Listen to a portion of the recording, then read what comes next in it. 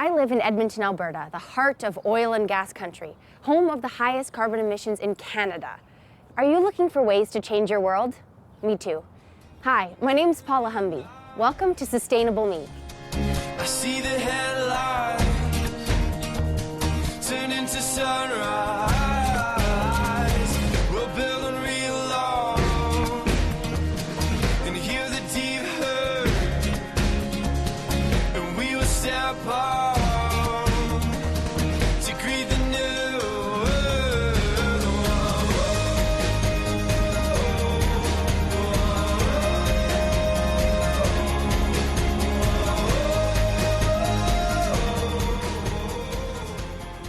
Sustainable Me. In this series, I want to learn about sustainability. To me, that means human beings and other life forms flourishing on Earth forever. When I was younger, I didn't really think about the future or my place in it, but now I'm asking what we can do to make sure we get to grow old. Every generation before mine believed it left the world better. Not anymore. The task of saving the world is up to us. I want to find out what Edmontonians my age are doing to ensure our future. I'm looking for change makers who can show me the way to sustainability without sacrifice. I don't want to be a hero. I just want to find out what, if anything, can be done to help the world starting here at home. Because if change can happen in fossil fuel obsessed Edmonton, maybe it can happen anywhere.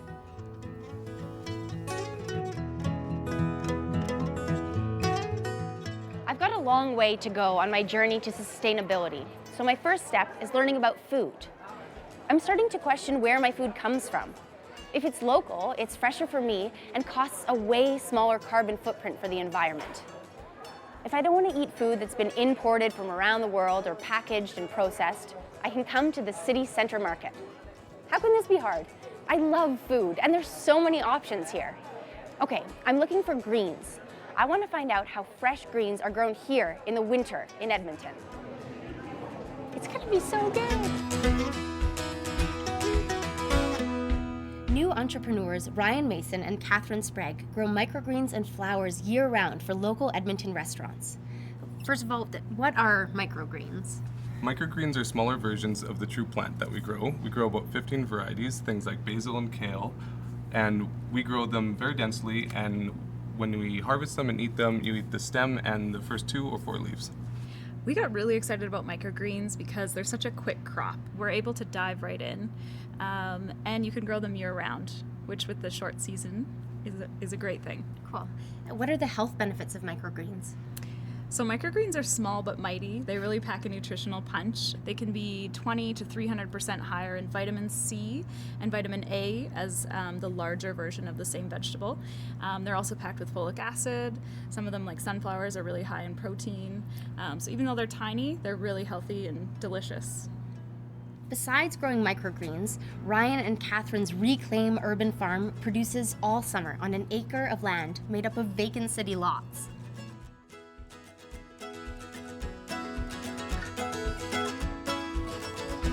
So here we are at one of your urban lots. Can you tell me how you first got the idea for this project? And there's other farmers doing it around Canada and around the world that do this sort of spin agriculture, using vacant lots to grow food. So we got the idea from them and worked on it for an Edmonton context so that we could fit it to this place where we live and work. So what inspired you to start urban gardening? Why is it important to you? We both studied environmental topics in school, and this was really a way to apply some of those things we were learning and really get involved in the community and get out and talk to people and show them more about agriculture. There's tons of these vacant lots throughout Edmonton that just kind of sit and get a little bit weedy and, can be kind of problematic. They can fill up with garbage and stuff like that. So we really saw an opportunity to transform those spaces into beautiful gardens that produce food right in the communities that we're growing in. And I hear you have an interesting system to get around from plot to plot and to deliver your produce. Want to talk a bit about that? Yeah, so we use our bike trailers to get between sites to do all of our weeding and our harvesting. And that works really well. There's not a lot of parking in urban settings, so you can just pull right onto the lot and load up with the veggies and go home. Where are we at today in terms of planting? What are we doing today? So today we're going to be working on transplanting and prepping for transplanting the kale and chard. Cool. Can I help? You sure can. Great.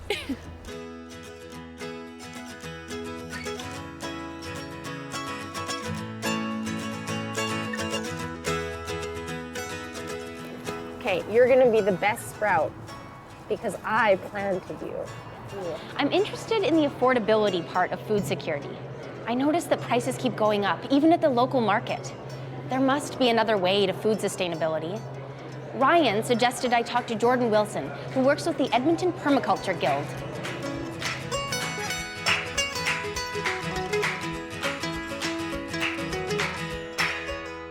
So Jordan, first things first, what is permaculture?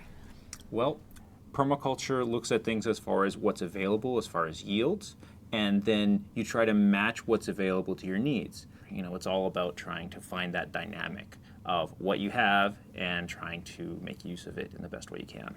Okay, cool. So how do you think that can contribute to food security? When it comes to food, maybe you've got space on the property you're on, and so you can plant a garden. So then you're looking at, all right, how do I do that in a way that is not only going to benefit me, but also going to benefit the environment around me? So planting things like legumes that are going to help to produce nitrogen, that are going to feed not only what you plant in the garden, but also the other things you have growing in your yard. You were talking earlier about using the resources that we have. I feel like the only resource I have is waste. With a lot of household waste, it can be recycled. And most of the recycling stuff that's done in Edmonton is done in such a way that, you know, there are products that are created from it, which is amazing. With household food waste, that is something that generally you can find something else to make with it. It's all about how you look at it and how you can imagine finding something to do with it. So if what you want to do is just find ways to tweak your lifestyle so that you can be doing things in a more ecologically sensitive way, then you can scale that. You know, what you want to do is you want to make sure that you're going to the farmer's market once a week so that you're buying food more locally. That's a step you can take. It's not a big one, but it's something that makes a small difference.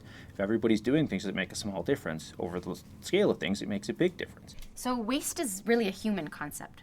Absolutely it is. For a lot of people, food scraps will be a waste product, but for me, I collect a lot of food scraps here at work and bring them home and feed them to the chickens. So they are actually a resource for me, not a waste product.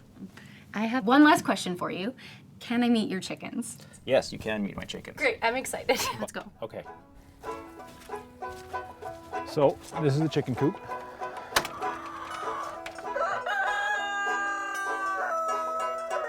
They are very big fans of the food that we have here.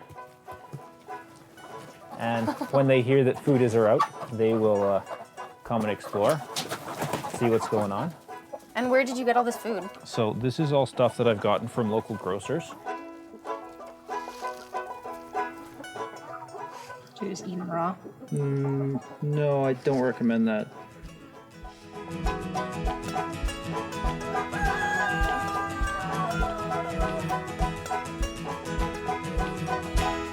I like the idea that I can leave a footprint that makes a positive change. And every little step that I take makes the world a better place for everyone. At least that's the hope. But that's how Mike and Jocelyn got started, with a single tomato plant. Now, while other urbanites have lawns in their front yard, Mike and Jocelyn are growing a food forest.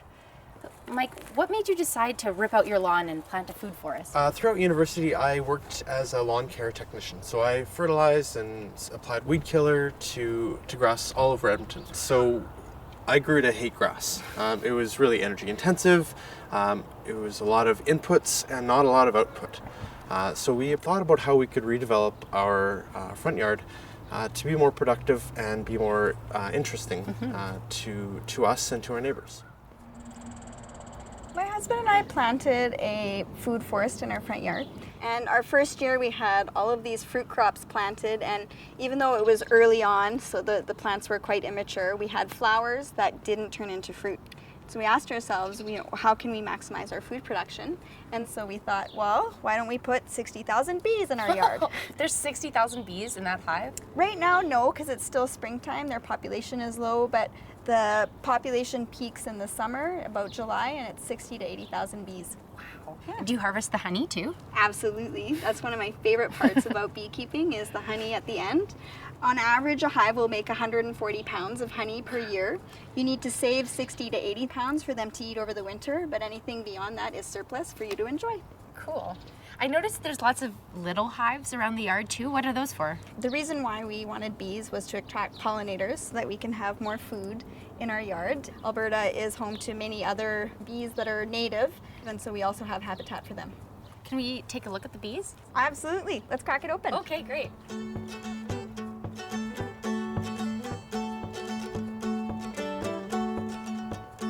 This helps disrupt the alarm pheromones so that the bees don't get upset.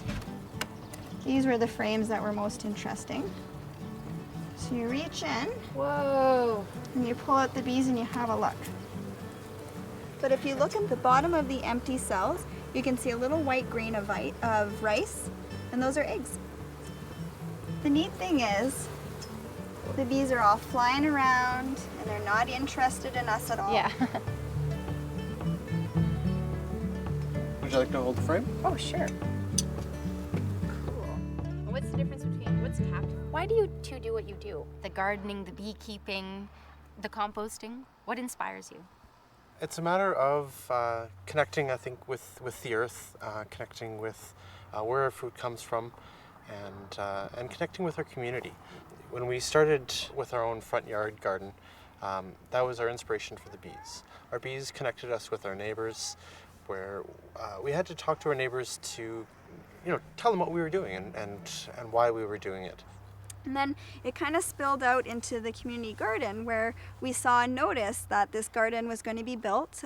Here we see this site. A year ago today, it wasn't here, it was just grass. And we thought that it sounded like something that worked well with our own philosophies. And so this community garden kind of rose from community needs. The focus of the garden was always to build a garden community instead of a community garden. And it certainly is that. It's a really nice community to be part of.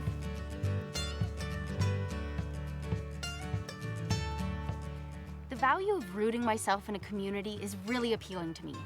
Just knowing that I don't have to do all of this myself. There are over 90 community gardens in the city, generated by support from Sustainable Food Edmonton. This group believes there should be a garden in every home, community, and school. So now I want to know what a garden in a school looks like and how it can change students' lives. I'm on a visit to Natasha Bond's educational experience class here in the basement of St. Joe's High School. Natasha, what do you teach here? I teach the Educational Experiences program with severe to moderate disability students, and they range from about 15 to 20 years old. So what's the Green Thumbs program? The Green Thumbs program is put on by Sustainable Food Edmonton, and they provide gardens to schools around the city. What do you think your students have learned from working with a garden? They're able to learn teamwork, of course, and everybody has their own jobs, so learning to be independent. They know that when they come in on Monday morning that they have to water the plants, they want to come check them, see if they did grow over the weekend, anything like that. Can you give me a specific example of a way that this has changed a student's life? So Yam is one of our students with autism, and she loves the garden. She will spend up to an hour to 2 hours every day just basically grooming the garden. She does enjoy feeding Mr. Wrinkles any of the leaves that we do have. Let's see. Here you go, Mr. Wrinkles.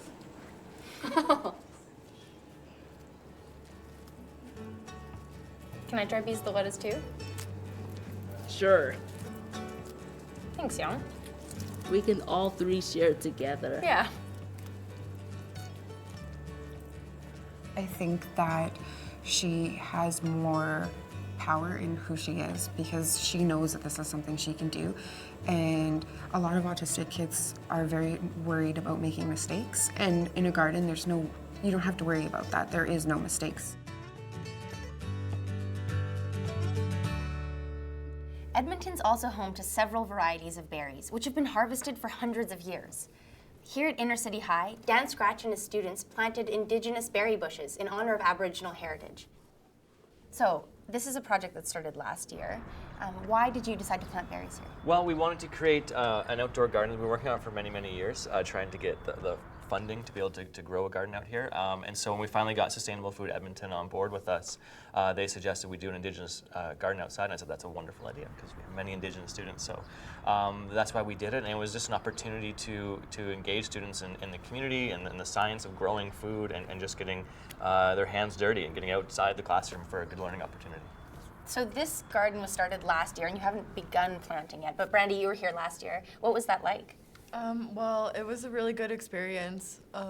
The whole school was out there and we were all planting and stuff. And there was people in our community who came to help us, and some of them brought their kids and they were all helping us garden. So it was really fun. It was really positive and everybody had a really good attitude. Nice. Nice to meet people in the community too. Yes, it is. How do you think it relates to social justice? Well, I think that since we are planting our own garden, it kind of contributes to the idea of like divestment and like trying to create local gardens rather than buying products that are like grown across the world. You know, I just think it helps contribute to like building a better community. The garden itself, there's no fences around it, so oftentimes in this community you have some people who are struggling and don't have access to food. So our hope was that, you know, if they're walking by, here's some free food, and that's kind of an outreach to the community. Because we don't want gardens just to be like, you know, an individual thing, but it's a community-based thing that people can have access to, especially those who are struggling. Yeah, it also encourages other people in the community to start their own garden as well. So if we just get more people on board, people will start growing more locally, and then it'll just contribute to building a better world.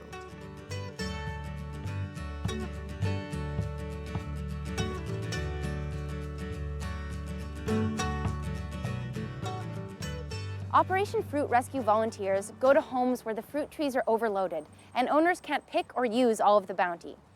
They've also planted a micro orchard right here in the inner city, one of the largest urban orchards on public property in Canada. Operation Fruit Rescue is led by Mike Johnson. Mike, why did you choose to grow the orchard here? We chose this location because of its proximity to 107A Avenue, so it's actually got great visibility. It allows the city officials to come here, showcase what innovative things Edmontonians are doing. And so what better location than an orchard that focuses in around food, which is central to the development of community. People can come and pick fruit. It's an open orchard. So if you see something growing, you like it, take it, eat it, make a pie with it. So Operation Fruit Rescue, it's not just the micro orchard. Can you talk a bit more about what else you do? Yeah, so Operation Fruit Rescue is a nonprofit organization. We partner homeowners who have excess fruit with volunteers or members who actually want that fruit. And so people can sign up and then we'll send them out to homeowners' properties. They'll pick that fruit and then we redistribute it. I've heard a lot about food security and food justice lately. Can you tell me a bit about what that means? Food security is about providing the ability for people to access food. A lot of people are insecure in regards to food because they don't either have the money to actually buy that food, or the food itself comes from a location that is far removed from their local ecosystem. So this orchard is pretty new. Where do you hope to see it grow? What do you see for the future? So we hope to actually see a full thriving ecosystem here. So the trees will be taller, they'd actually have full canopies on it, so provide a really lush understory, just like an urban fruit oasis is really the way that we kind of envision this. And the add-on to a real community hub, a place that people want to actually congregate. Awesome, I can't wait to come visit it when everything's nice and growing. Yes, you're welcome to. Eat the strawberries. Yeah, before they're gone. Before they're gone.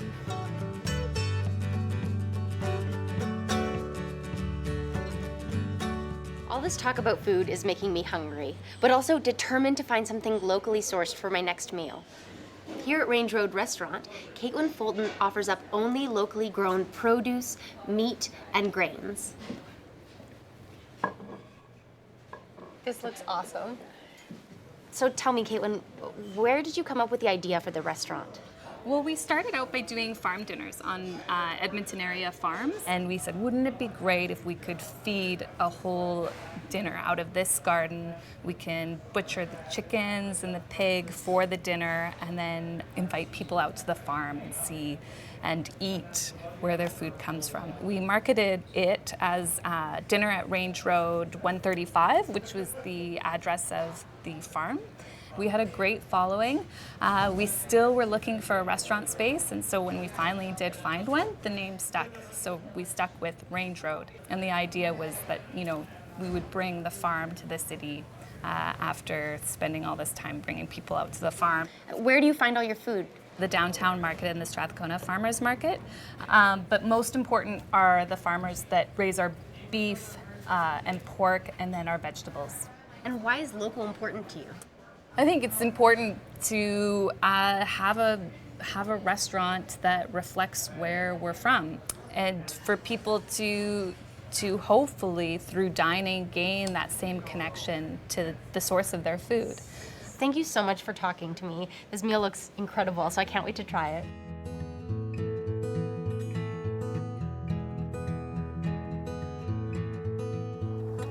Taking the first step to make sure the food I eat sustains me and my community isn't just about survival like for my ancestors, but a conscious choice to help protect the environment. It's about reclaiming land, sharing knowledge with communities and schools, and ensuring food security for everyone. Because that's food justice. It means expanding my skills, learning from others, and sharing the experience and the harvest. It's about taking initiative and making a positive protest against food at a cost and carbon footprint that's not sustainable. The closer I can get to my food, the better. It means having a whole new relationship with my food and understanding that water is essential to growing it. So, water is what I explore next.